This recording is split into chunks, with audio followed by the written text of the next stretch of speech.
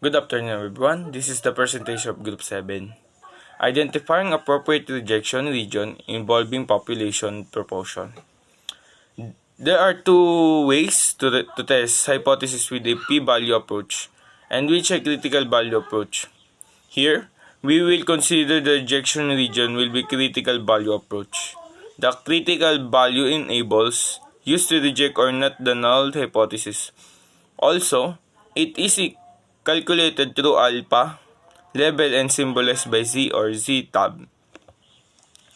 This is the hypothesis that less than 20% of the population are right-handed, wherein H, P greater than 0.20, and it is indicate a left-tailed rejection region. Illustrating in the normal curve, we will come up with the picture below.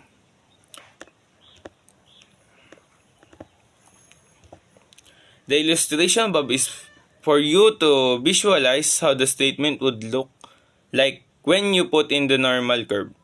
Notice that the line represented by Z separated the curve value into two regions. The shaded part in the rejection region, while the non-shaded part is the non-rejection region, or the acceptance region area. Therefore, it is important that determine value of Z or the critical value. Now, let's proceed. Critical value. Separate the rejection region from the acceptance region. This derive from the level of significance and expressed as the standard Z value, symbolized as Z sub. We can use the table of the critical value for our common use level of significance to represent the previous module. There's a test types. Left-handed, and in the left is the significance, level of significance. A is 0.01, and left-handed is negative 2.33, and right-handed test is 2.33. In two-tailed test is possible negative 2.572. A 0.25 is in left-handed test is negative 0.96, and right-handed tailed test is 1.96. In two-tailed is 2.33. A equals 0.05 is equals to, in left-tailed test is negative 1.645, and right-tailed is 1.645. Tailed test is 1.96. A equals 0.10. In left-tailed test is negative 0.28. Right-tailed test is 1.28. And two-tailed test is 1.645. Level of significance ay Greek letter as alpha. Refers to the degree of significance it will reject or the non-reject the null hypothesis. The basis of the critical or the rejection region detected by the alternative hypothesis. The following are the common statistical significance: 0.01 highly significant, 0.05 statistically significant, and 0.10 significant. Rejection region. The range of the value of the test value, which indicates that there is a significant difference and that the null hypothesis should be rejected. Non-rejection region, the range of the value of the test value, which indicate that the difference of the statistically significant and that we failed to reject the null hypothesis. Illustrative example 1. A sample of 100 students is randomly selected from Pinagpala High School and 18 of them said they are left-handed. test the hypothesis that less than 20% of the students are left-handed by using alpha equals 0.05 as the level of significance. What to do? A. Identify the level of significance. B. Formulate the alternative hypothesis. C. Determine the critical values Z tab. D. Illustrate the rejection region in the normal curve. So, sa example 1 daw po, sa Pinagpala High School ay 18 of them are left-handed.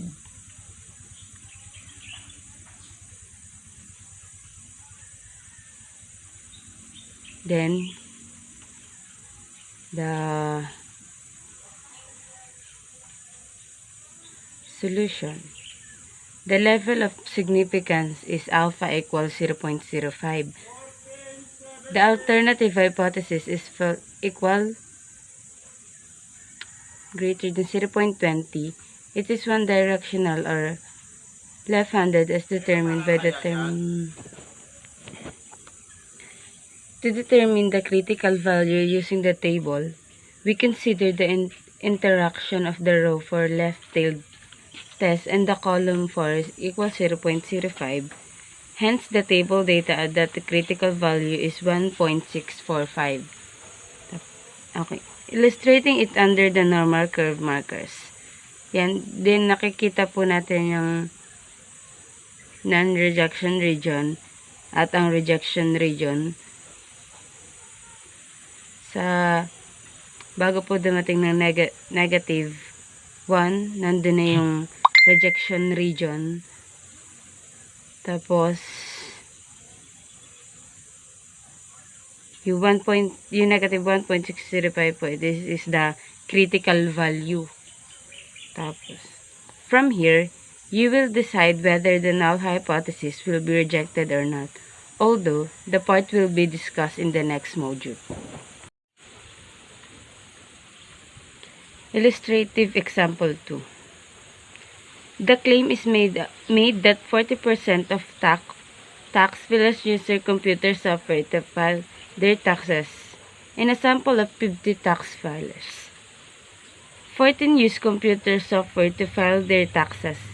If null hypothesis is greater than 0. to file their taxes, where P is the population proportion who use computer software to file their taxes.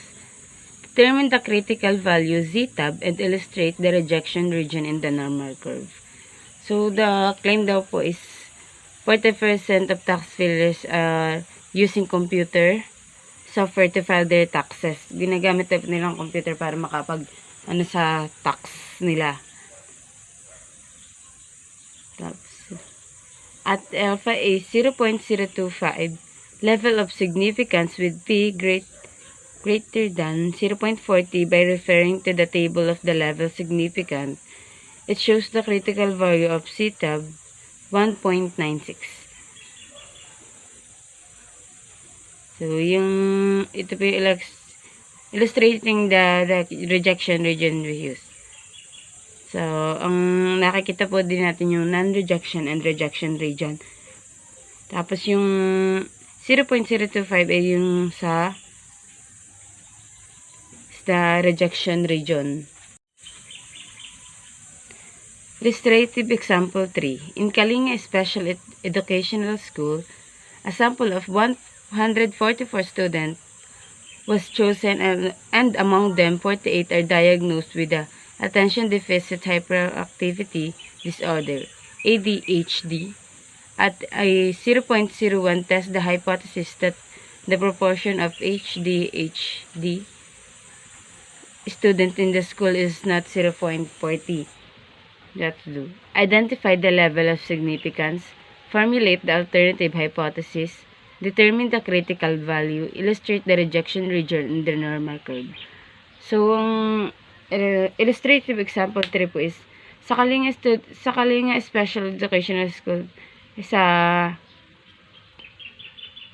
48 of them are diagnosed with the ADHD, Attention Deficit Hyperactivity Disorder. Tapos po ay 144 students sila. Solution. The level of so this is the solution. The level of significance is alpha 0.01. The alternative hypothesis is not equal 0.40 due to the expression is not 0.40. This explains what is non-directional or two-tailed. To determine the critical value using the table, we consider the interaction of the row for the two-tailed test and the column for a 0.01. Hence, the table tells us that critical value is 12.575. Illustrating the rejection region is the normal curve waves. So, nakikita po natin yung sa gitna ng acceptance region and the other rejection region. So, it's negative 2.575. So, dun po siya sasakto sa lampas siya ng kaunti sa 2. Sa negative 2 para mag-shade doon. Then, sa kabilang side, and ganun din po ang gagawin sa bago lampas ng positive 2. Kaya po nakikita natin yung acceptance region. Direction. Fill it the block with the correct word or phrase or complete the sentence. It's 2 points each. Number 1. The range of the value of the test value indicates that there is a significance difference and that the null hypothesis should be rejected is called blank. Number 2.